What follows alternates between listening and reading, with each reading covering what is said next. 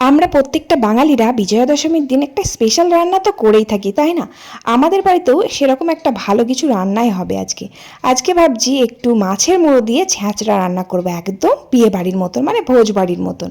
আর একটু খাসির মাংস রান্না করব। খাসির মাংস এনেছে 2 কেজি, আর অনেকটা ছ্যাঁচড়া রান্না করব মাছের মুড়ো দিয়ে। তাই দেখো, সব রকমের সবজিগুলো আলাদা করে কেটে নিয়ে ভেজে রাখলাম।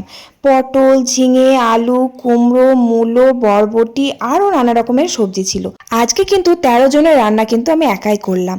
আর এই ছ্যাঁচড়ার একটাই স্পেশাল মশলা, সেটা হচ্ছে গুঁড়ো মশলা।